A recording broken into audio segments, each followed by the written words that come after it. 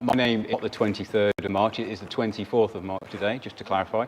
I'm a senior systems engineer at Cohesity, and today I am going to talk a little bit about our threat defense architecture and really how that, in a modern environment, in a modern world, fits into a security posture for all organizations across the board, okay? If you think back to, and certainly in my experience, I used to be a data administrator, I used to be a backup admin some 20 plus years ago. If then, I think I'd have thought that I would be presenting on backup and a security where they kind of overlap. I would have probably said it's not something that we would do, but in the modern environment, everything today is about threat defense. Okay, it's all about threat defense, zero trust, and how we secure data in a next generation management platform. So what we're going to look at today is the business impact. I think we all, we're all grown-ups, we all know about the business impact and what's happening in the modern world. Certainly, I would say in the last 2 to 3 years, the world's gotten a little bit bonkers. So we've had Brexit, that was fun. Still is fun. We've had a pandemic, a global pandemic, and now we have the issues that we're seeing in Ukraine. All these events, these global events, are having direct and indirect impacts to businesses and individuals, right? If we look at today's IT environment, today's changing IT environment, like I say, when I was running a data center, when I was doing backups back 20, 25 years ago, I was looking after NT351, Exchange 55, all those sort of older systems.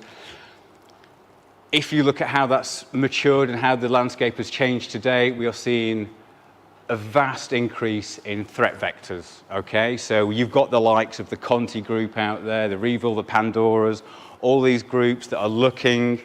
I think that the statistics now, there's a cyber event globally every 11 seconds, right?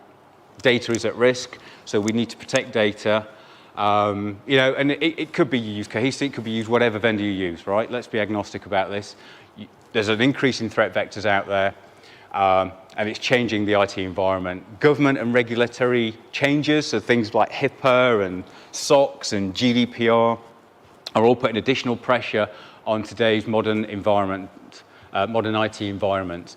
And then you've got the infrastructure limitations, and what I mean by that is, if you look at a traditional system, how traditional architectures are formed and put together, they're not dynamic enough to change with these elements that are changing in the world around us. They're quite legacy, and to change them can take time, and it's not, traditionally now, it's not good enough just to renew that backup product or whatever infrastructure it is. There needs to be some dynamism in the environment. You introduce cloud complexity, right? Cloud was here to solve everything, but what it has actually done is introduce more complexity because it's another platform to support, okay? Data sprawl, another silo, something else you've got to look after. And then you look at zero tolerance for downtime. So, you could argue that there's never been a tolerance for downtime, but today, in the 24/7 world we live in, there's absolutely a zero tolerance for downtime. So all this is changing, and now today, backups are absolutely considered the last line of defense. And specifically, if we think about cyber resiliency, okay, so there's all these things that we need to keep in mind, right? But if we think about cyber resiliency, it does leap to the top of most CISOs and their concerns out there. I think it was Gartner did a poll, and I think it was about 74% of those CISOs out there put cyber resiliency, cyber threat at the top of their agenda, okay? Absolutely, backups are there, right? We're there to protect against human error. We're there to protect against natural disaster, corruption, and any unplanned downtime. The compliancy regulatory standards that have changed, the likes of GDPR, being able to remove data, being able to delete data, prove that you've done that deletion of data, maintaining data, or holding data for X amount of time for compliancy. All that has come into the fore as well. And obviously there are significant fines associated with that if you do not comply to those regulations. And then we have the business impact for a cyber threat or a cyber attack. So we look at unauthorized access, we look at data encryption, data exfiltration, so that's taking data out of your organization, and then that threat actor, that group of individuals selling that data.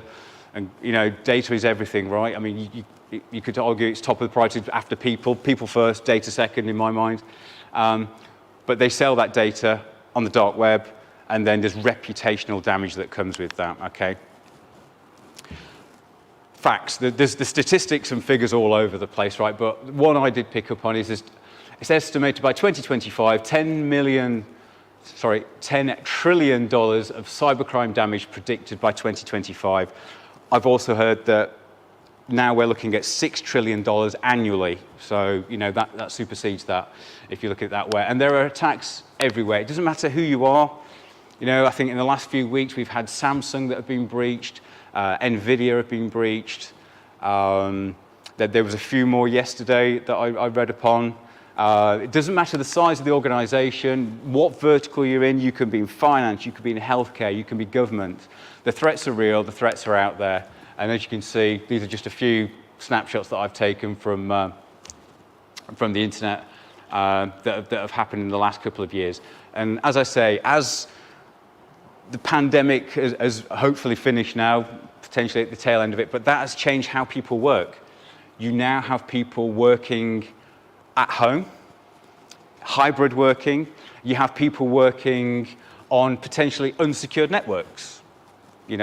People are people. People click on things. People like to click on links, right? They click on links, the malware gets in, it moves laterally within an organization, it goes after your Active Directory, it goes after Exchange. And it's a real threat, okay? So there is this kind of growing blast radius of what we like to call of ransomware, okay? And this is we're going to concentrate a little bit on ransomware because I think that is one of the top threats that we're seeing today across the board, across all organizations and verticals. So broad brush approach, there are three generations of ransomware, right? Ransomware is nothing new. It's been around for 30 or so years, believe it or not. But the mechanics behind it, with the rise of use of the internet, the rise of remote workers, the rise of use of bring your own device to an office, the landscape has changed. The rise of being able to pay a ransom because of the cryptocurrencies that are now there, right, makes it a lot easier to pay a ransom. So what we see in phase one, if you like, or generation one of ransomware, is the breach. You get the breach, someone comes in, they encrypt your data, hold you to ransom. I've got all your data, it's encrypted, you can't get access to it. What do? Do you pay the data? Do you pay the ransom? People do pay the ransom. I've got plenty of examples. There was an example from 2020 when at the Atlanta State Council or government, the Atlanta board or state in the US, they were held to ransom, they had a breach, their systems were encrypted. I can't remember the actual the ransomware that they were hit by, but they got extorted for $52,000. Not a great amount, right? $52,000 is not a great amount of money. They paid the ransom, they got back up and running, which is good. You're not always guaranteed to get back up and running. You pay the ransom, I think like Ethelred did with the Vikings, he paid them and they came back. They kept coming back because they wanted more ransom. They paid the ransom, $52,000, but the actual cost of downtime and to get back and be operational cost them in excess of $1 million. So you've got to think of the other costs about getting up and running. How long does it take you to get your systems back up and running? You need to bring your systems back up in a clean environment. No point restoring your systems into a dirty environment. What good's that? That's good, no good to anybody. They'll get re-encrypted again. That was phase one. I've got lots of examples. I've got plenty of examples of phase one. Phase two, the so-called bad actors, the likes of Conti. Conti's a great example, the Conti ransomware group, the Russian state-backed, potentially, allegedly, Russian group. They will now come in, they can encrypt your backups, right? So now you've got to pay the ransom because you can't get out of jail. You haven't got that little card, gets you out of jail free.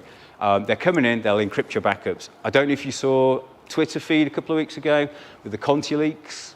So Conti themselves have been hacked. by a Ukrainian technologist, for a better word. He's actually hacked into Conti and leaked a lot of their chatter, their stuff. Conti, as a ransomware group, have a HR department. Who knew? Get that? They have payroll, they have HR. They're organized groups, right? They're not people that are sat in a basement with a hood up. They're organized groups. There's a hierarchy within there. Conti themselves, they have a run book, a kit bag, if you will, to actually attack specific vendors' backups. It's there. Go look it up. I'm not going to give you names, but go have a look. They have the run book on how they will infiltrate your business and how they will take down your backup vendor. Okay? It's there. That was phase 2. Yeah, anyone scared yet? Okay. Phase 3, they steal your data. So they get into your network. Not only do they potentially encrypt it and say, you pay the ransom, please, and we'll encrypt it, but they exfiltrate that data. So they take that data outside of your organization. So for them, it's a two-pronged attack. You know, they've got your data, they've encrypted it within your organization, but they're now taking it away, and they're going to sell it on the dark web unless you pay the ransom. And I think this happened, I think it was Samsung this happened to, with their schematics and their details for their S22 handset was leaked onto the internet. And there's plenty of examples of this, right? There's plenty of websites that document all this. So these are the 3 areas that we're looking to. And it's a broad brush approach, right? But these are the 3 areas that we see with ransomware. So let me stop waffling a little bit. So what is the Cohesity threat defense architecture? Okay, so it's a layered approach, okay? These items here, we talk about data resiliency, okay, and forget it's Cohesity, right? It could be anybody, it could be any vendor, right? Let's be truthful. These 3 items, encrypted, so encryption at rest, encryption at flight, a fault-tolerant solution at the back end, and an immutable file system are table stakes. Any backup vendor you speak to, they should have those, okay? I would absolutely advise you, if they do not have those, you need to ask the question, why not, and move on. Those are table stakes. An immutable file system effectively means that when data is come in, it writes it to a block, that block is sealed, nothing's going to change that block. Any new writes come in, they're appended to a new block, new data, okay? Remember, it's a layered approach, okay?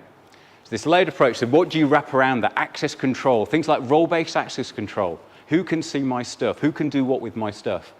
Multi-factor authentication, okay? That in itself is not good enough because that can be breached. And there's an example of that last week where an old disabled account, somebody got into an environment, they re-enabled an old account, had a poor password on it, they reset the password, and guess what they then did? They re-enabled multi-factor authentication because they had now control of the account. So they bypassed multi-factor authentication. So that can be bypassed as well, okay? But all these together form the layers of security that you need. Quorum. What is quorum? Quorum basically means that one individual inside your organization cannot make decisions and change the functionality or the configuration of your environment or do restores, for argument's sake, okay? Because that bad actor could already be inside the walls, okay? It's great having XDR systems and firewalls, which are all needed, absolutely all needed. But if someone's already in your environment, they've bypassed that first layer, okay? And there's plenty of examples of people putting USB keys in a car park. You come to work, you see a USB key. What's the first thing you do with that USB key? I'm going to plug it into my laptop, and I'm going to click on that. Oh, we're in. Malware's now present, okay? So quorum, making sure that any actor, anyone on your environment, takes 2 or more people to do an action, okay? Think of someone opening a vault with 2 keys, yeah? 2 or more keys, okay? That's needed. Continuous monitoring and auditing, making sure that you're looking at your environment in real time and you can see what's happening in your environment. Wrap around that, one of the final layers, okay? Threat detection, near real-time threat detection, classification of data. If you don't know what data you've got, how can you protect it? You need to know what data you've got. Source-side anomaly detection. Checking data as it's been ingested into your backup platform of choice. Checking that data. Looking at anomalous snapshots. Okay? Looking for anomaly values. Looking at entropy values. What's the randomness of data? Okay? Then, if there is something, alerting that person, that group of individuals, the IT people, the support guys, so they can log a proactive ticket for you, have an alert sent to your smartphone, something's not right in your environment, and then giving you the ability to recover from a clean snapshot because we're looking at the data all the time and seeing what the last known good backup is, point-in-time backup. And then adaptive behavioral analytics is effectively machine learning and AI. So it's all the clever algorithms that are happening in the background because you don't need individuals sat monitoring stuff all day. You want it to look after itself, right? There's no silver bullet, believe it or not, for this. So a threat defense architecture is an ecosystem. It's not just one team. Cohesity aren't going to fix everything out there. Absolutely not. We're part of a larger ecosystem. We can do part of it, but there's a larger ecosystem. These are just some of the people, some of the organizations that we work with in terms of we call it third-party extensibility. So these are the guys that we can work with on a third party with integrations and API integrations, okay? So if we look at this and we break it down, marketing pitch, apologies. So Cohesity Helios is a self-managed or SaaS-based platform. It's a single UI to do lots of things, okay? When Cohesity first started on the market, it was all about predominantly data backup and recovery and doing clever things with a file system that gave you the ability to do instant mass recovery. And I've got a slide that I'll talk to shortly, but about being able to recover quickly, but not just being another backup product, doing other things. So basically consolidating workloads onto a single platform. So it's one UI to do lots of clever things, okay? But keep it simple. It needs to be simple. We don't need complexity in an organization. We need simplicity. Based around zero trust architecture, okay? There's the zero trust fundamentals, which effectively means trust no one. Assume the worst. Least privileged access for everybody, keep authenticating all the time. Things like network segregation, segregate your networks, multi-factor authentication, firewalls, XDR, all that sort of clever stuff, all needs to be there. AI-powered, AI, love that term, basically just means there's algorithms working in the background that's doing the clever stuff. And then third-party extensibility, being able to hook into third parties and use the data at rest to do clever things with third parties. So how are we going to squash that? Rapid restore from backup. Yes, I can back stuff up, happy days. I need to recover it, and I need to recover it quickly, okay? And I'll talk to a slide shortly that's coming up. So being able to rapidly recover from backup, securing the data at rest, securing the backup, so having an immutable file system, having something like data isolation, to having an isolated cloud vault. We talk about air gapping traditionally, where you would offset to tape and then the man would come away from another company and take it away. And I used to do all that, and what a pain that was. But now we can do data isolation, we call it, where you can write data with minimal permissions to a cloud bucket, for example, S3 target somewhere, and then once that temporary token has been exceeded, the gates come down and that's isolated. And then provide you with a clean room, a clean vault to stand up data in should you need it. Oh. Sorry. No, it's not going to work now. The third element there was how we get around the data exfiltration, and arguably that is the most difficult. How do you stop the bad guys taking your data once they're in? What needs to happen here is data security and governance of data needs to come together, right? You need to know what data you've got, you need to work with the security guys, and you need to wrap around the backup product of choice, hopefully Cohesity, shameless plug.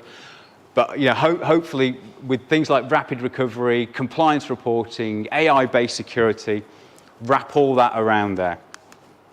We have a product that's new to market, it's in tech preview, is our data govern capability.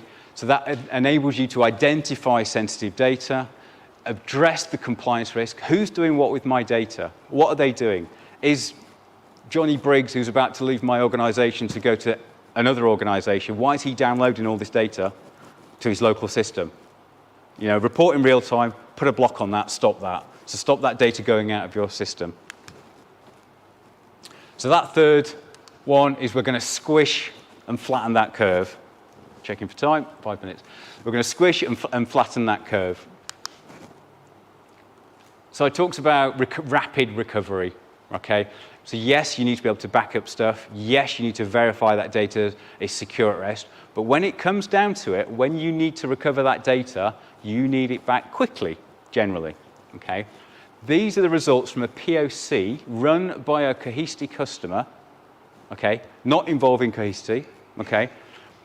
And if you can see, you may not be able to see it, but the pink, it used to be pink, the pink column is what they had, their SLAs, what they had today. So from a large-scale malware attack, they would be back up and running within 4 weeks. What they wanted to get to, and I'll take the bottom row as an example, they wanted to get back to 24 hours recovery, so being able to have a recovery time objective of less than 24 hours. What they achieved was 47 minutes using Cohesity. Now, the way that happened, it was 2,200 virtual machines, and the clever stuff in our file system, without going into too much technical detail, means that we are able to stand up zero-cost clones on our platform, present them out over NFS, and present them out to the target source without having to recover that data. So it stands upon us, it runs, okay?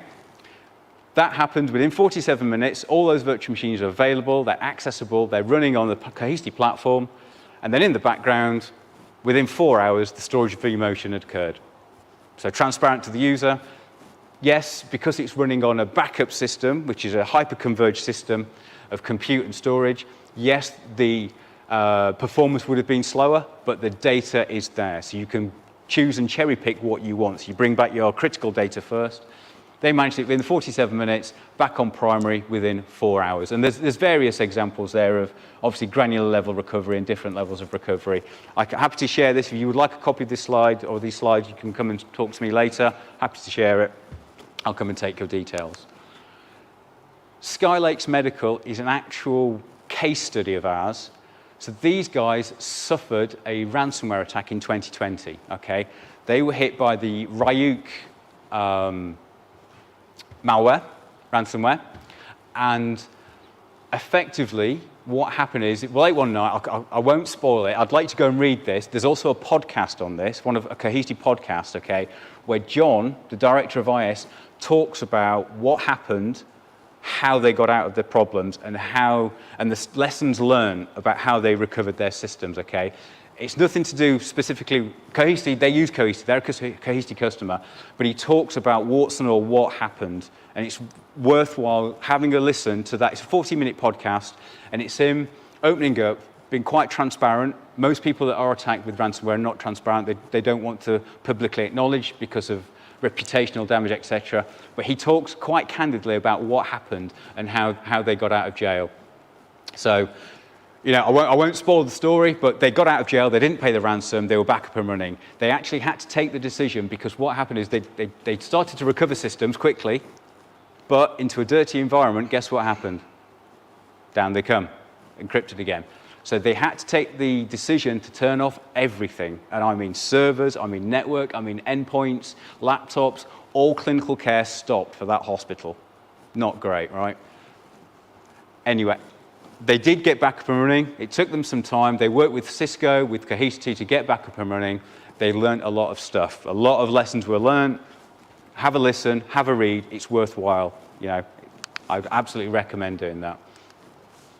Shameless plug about Cohesity. Who are we? We're a next generation data management platform. We came to market in 2013. Experienced team. We've got lots of patents. Top tier investors, the likes of Cisco, Amazon, HP are top tier investors within our organization. Gartner lovers, Forbes lovers, GigaOM lovers. And that was my end of my presentation. So are there any questions? Have I stunned you all into silence? Or are you all waiting for your lunch? Yes, sir. Hi there. I get, is this turned on, is it? I shall shout. I get restoring everything from backup, and I get the 14 minutes to restore servers, VMs, etc. But as we all know, these guys may have been in the network for a few months, etc. Yep. So you could put it back a few hours, yep. And then suddenly, wait a minute, they're still there, and then we infect it all again. Absolutely. So how far do you go back, and how do you actually do you not surely have to pull each server back at a time and screen it and clean it before you... Yep, so just to repeat for the virtual audience, the question is about how to recover and how, I guess, to know that what you're recovering is clean and that you're not going to get reinfected, and how far do you have to go back to enable that recovery. So it's a multi-layered approach, right? Because as with the case study example, you know, they absolutely could recover quickly, but they were quickly finding that they were getting re-encrypted because the malware was still active in their network, okay? So what I would say, and what they had to do, is they had different environments. They had their production environment, which was brand new because they stood up a brand new production environment. They had a staging environment, and then they had their backups. They were isolated, right? So what they would do is recover their backups into the isolated environment, the staging environment, and as you absolutely point out, you would have to run, and we have a marketplace app for this, so you can run vulnerability scanning on your backups. So you can look into your backups, look for vulnerabilities, so at the VM level, we can go, or database level, go, say, right, have I got, I can't remember, is it Tenable.io, I think I want to say. Yeah, so we integrate with Tenable.io. They can check and run over your backups to see if there are any vulnerabilities still within that data. Because you're absolutely right, you don't want to be going back into a dirty environment because you're just going to be in this cycle of not going anywhere, right?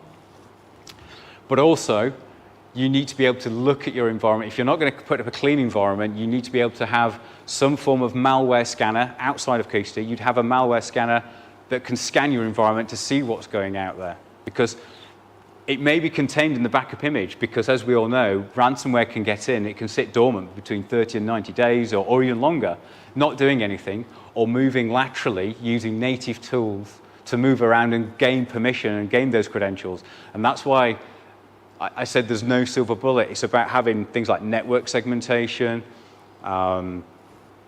the ability to authenticate people, authenticate machines, authenticate applications, automation, and keep authenticating, right? As things move around your environment. To the point with Cohesity and recovery, what we do is we look at the last backup snapshot, and we will be able to tell you what files have changed within that backup, and we will look at entropy values and look for anomalous data within there. So we will spin up a last known good, we'll spin up the last backup, and if we see a change in that data, we'll say, something's not right here, have a look. You can present it side by side, see the file change names perhaps, or from an Active Directory perspective, we can look at the OUs or the users and look at the credentials that have changed. Well, not specific credentials, but the attributes of the user account. So you can see if a user account has been elevated permission. And then that way, and it's going to be painful, right? Yes, we can recover quickly, but there are other guardrails that are around that process to recovery, and it's not going to be easy, absolutely not.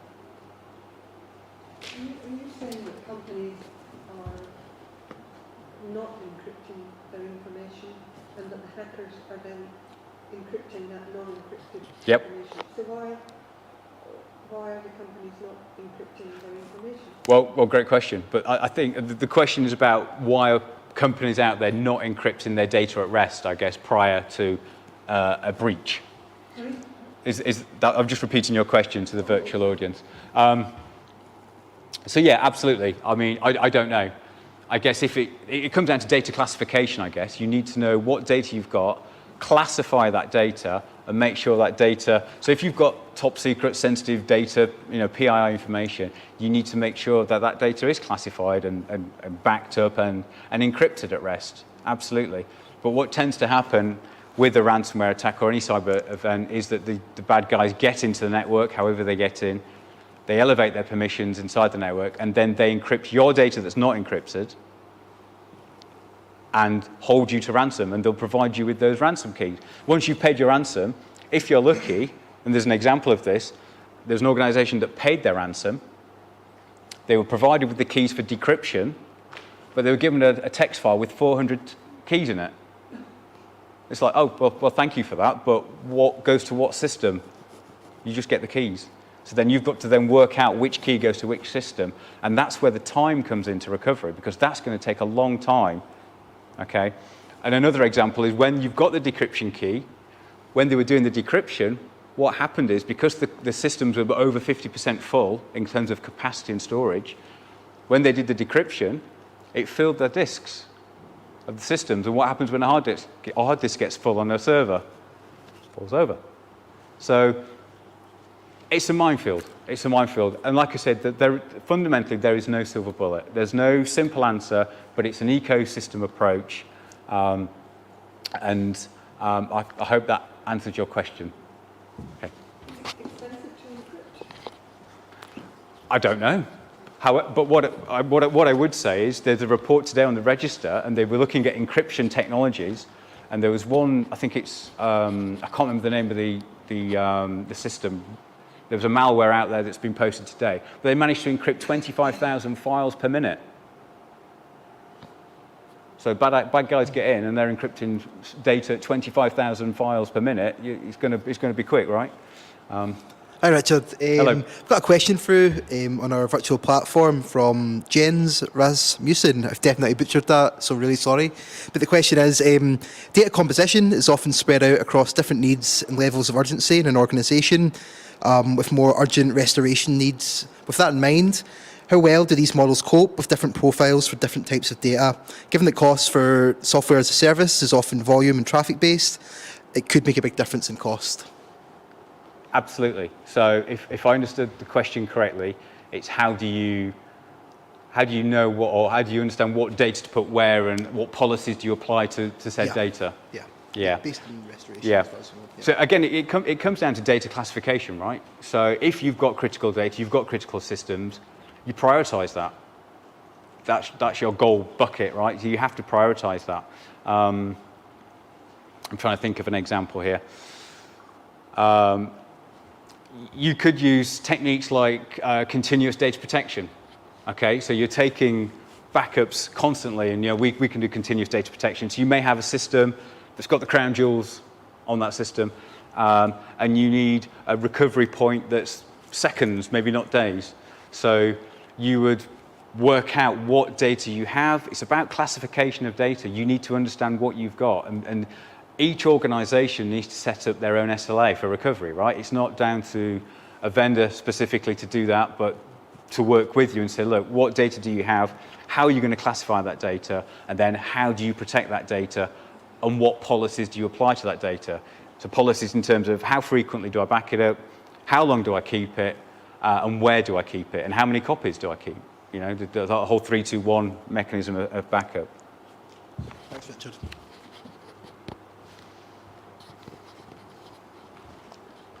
And I think we are done. And that is now lunchtime.